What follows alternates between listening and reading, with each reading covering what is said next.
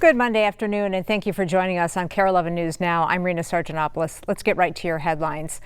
Just in this afternoon, several assault charges for a shooting that happened outside of Mariucci Arena after a Wayzata High School graduation event on Friday night. Police say Hamza Saeed shot a person during an argument outside of the arena and hit another person that was standing nearby in the head. Both people are out of the hospital today. Investigators say after the shooting, Saeed ran from the scene and threw some of his clothes and the gun used in that shooting in nearby bushes. He was arrested after being spotted by police a short time later. The gun, according to police, did have an automatic conversion kit or a switch attached to it. A bird's eye view today of the scene after a chaotic and deadly shooting at Boom Island Park in Minneapolis.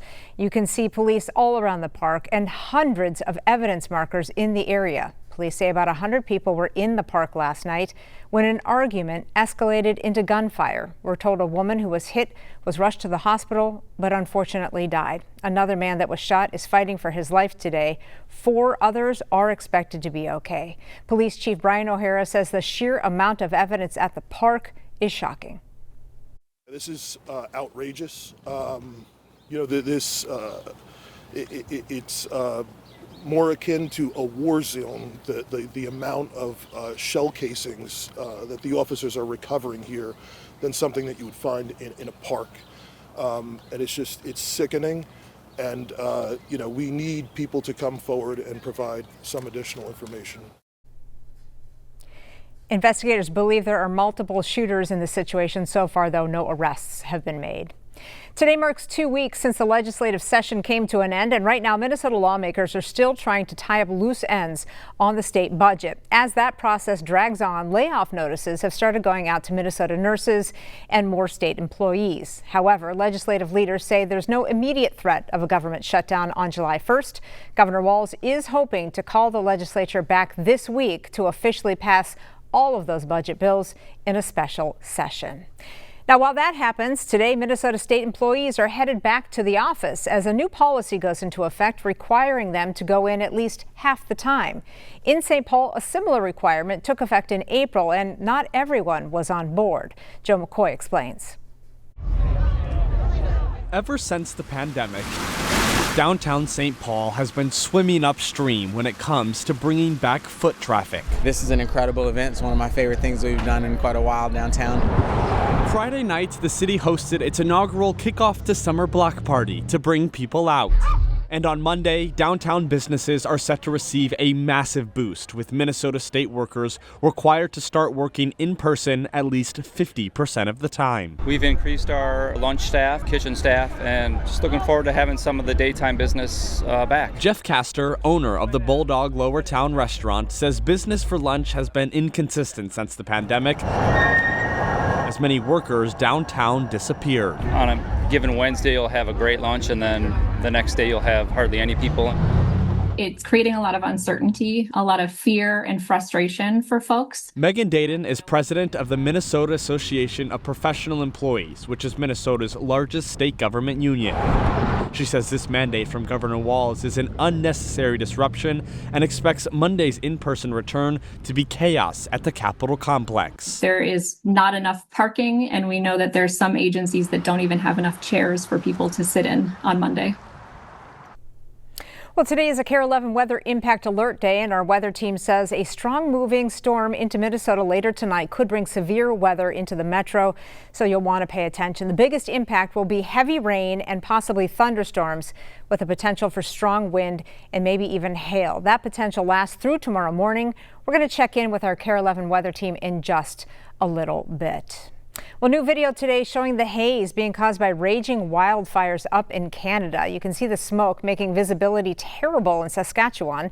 Officials in Canada say they expect those fires to only get worse because of hot and windy conditions. Now, smoke from those fires causing a statewide air quality alert for Minnesota. Taking a look at air quality right now, you can see most of the state is in the yellow moderate stage, but the orange and red unhealthy levels are now starting to cover more of western Minnesota. Anyone, regardless of if they have underlying health conditions, can be impacted. And that is true for people who are exposed to the outdoors. You know, you're huffing and puffing. That puts you into one of those sensitive groups where you can be impacted even at a lower level than red. The Minnesota Pollution Control Agency suggests reducing the intensity of your outdoor physical activities and taking more breaks if you're going to be spending much time outside. Happening right now, firefighters in northern Minnesota are starting to push back the Horse River fire, currently burning in a very remote part of the Boundary Waters canoe area. The area is only accessible by helicopter or canoe. According to the Minnesota Incident Command System, the Horse River fire has scorched about 15 acres so far. Right now, health officials are urging travelers to take precautions with an ongoing measles outbreak now spreading to airplanes and major travel hubs. NBC's Liz Kruitz is at LAX in Los Angeles with more. Well, hey there. Yeah, health officials are sounding the alarm about the spread of measles, especially as summer travel is ramping up. They're basically saying now if you have not been vaccinated for measles, you should reconsider or postpone your travel until you are vaccinated. That's because health officials are saying that airports, train stations, crowded areas like airplanes are areas where they're finding people transmitting the virus and contracting the virus. Here at LAX, the first confirmed case in LA of measles was somebody who traveled through this airport in Colorado. There are now 3 confirmed cases, including one from a child under the age of 5 years old, of people who were on the same plane landing in Denver. There are now 1,100 confirmed cases of measles across 33 states. And again, there is concern as summer travel ramps up.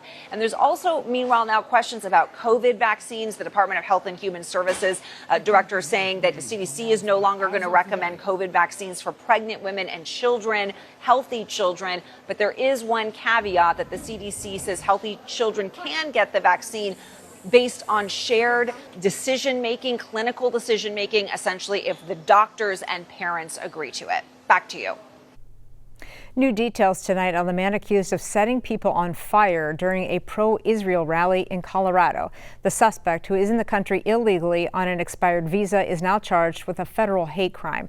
Also, according to the FBI, he planned the attack for a year. Right now, that suspect is in custody, facing several more charges, including first-degree murder. Now, no one has died in the attack. However, one of the victims is in critical condition. The FBI is investigating this attack as an act of terrorism. Right now, the Supreme Court is allowing the Trump administration to revoke the legal status of more than 500,000 immigrants. That status, given to them by the Biden administration, allowed migrants who passed a security vetting and had an American sponsor to temporarily live and work in the U.S. When word travels about these legal moves, fear also spreads in immigrant communities. Sammy Salinas spoke to a local advocacy organization that says their biggest hurdle right now is public perception. If smiles were a sign, beautiful, on how this group really feels. People feel the fear and hate. Looks can be deceiving. Together, the Immigrant Defense Network hopes they can change a growing negative perception of immigrants. These are people just like us, you know, they're trying to live a good life. They have 20 teams going out today, including the one here at Copal in Minneapolis. Postering businesses and other Main Street locations to get the word out about standing with our families and protecting immigrants. This isn't exactly something in Eva Pena's comfort zone. I'm just generally like a shy person. But she feels this is a time to be open to being brave. We are with the Immigrant Defense Network. She's with June Takahira. Like, nobody's going to defend your rights if you don't do it, right? And if you're scared, they're actually, you know, winning. They hope signs like these show immigrants people care. Does that look okay? According to a poll from Gallup, 64% of Americans said they believed immigration is a good thing for the country. That's down from 77% in 2020. Criminal networks that have brought devastating crime to American soil, we're getting them all out. President Donald Trump's administration has sharply increased arrests inside the country compared to the Biden administration. ISIS, they're out there enforcing law out today. And of course, as I've said numerous times, they're concentrating on public safety threats. That'll be our priority right out of the gates. But as more cases targeting those without a criminal past come to light, more fear comes too.